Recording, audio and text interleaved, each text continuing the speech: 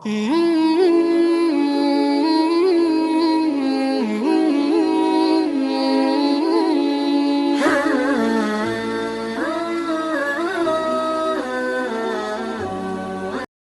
ناظرین، السلام علیکم ورحمۃ اللہ وبرکاتہ۔ آپ سبھی دوستوں کا ہمارے اس چینل پر خیر مقدم ہے۔ اگر آپ اس چینل پر نئے ہیں تو آپ سے گزارش ہے کہ چینل پر اپلوڈ ہونے والے ویڈیو ایک بار ضرور دیکھیں، سنیں، لائک کریں اور اچھا لگے تو سبسکرائب ضرور کریں۔ تو چلیے آج کی دعا شروع کرتے ہیں۔ ناظرین کرام، آج ہم بیت الخلاء کی دعا کے بارے میں بات کرنے والے ہیں، مگر دعا جاننے سے پہلے یہ جاننا ضروری ہے کہ اس دعا کی حکمت کیا ہے۔ تو آئیے جانتے ہیں۔ ناظرین کرام، چونکہ جنات ہم کو دیکھتے ہیں اگرچہ ہم ان کو نہیں دیکھتے، اور جب شرارت کا کوئی موقع ہاتھ آتا ہے تو اس کو شیاطین ہاتھ سے نہیں جانے دیتے۔ ان کی شرارت سے بچنے کے لیے یہ دعا ہمیں ارشاد کی گئی ہے۔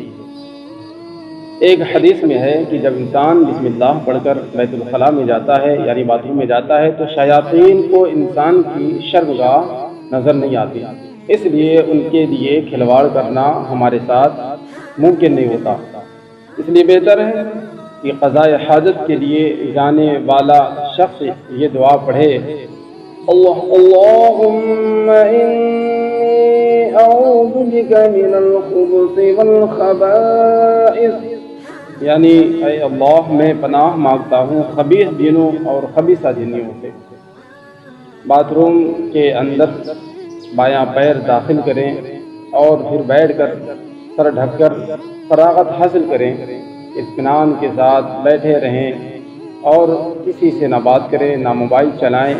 فراغت حاصل کرنے کے بعد داہنا پیر باہر نکالیں باتھ روم سے، بیت الخلاء سے، پھر یہ دعا پڑھیں: غفرانک الحمد للہ الذی اذهب عنی الاذی وعافانی، یعنی سب تعریفیں اس اللہ کے لیے جس نے مجھ سے ایذا دینے والی چیز دور کی اور مجھے عافیت و نجات دی۔ ناظرین، جس طرح مکھیاں اور دوسرے غلاظت پسند کیڑے مکوڑے غلاظت پر گرتے ہیں، اسی طرح خبیث شیاطین اور بعض دوسری موذی مخلوقات غلاظت کے مقامات سے خاص دلچسپی اور مناسبت رکھتے ہیں۔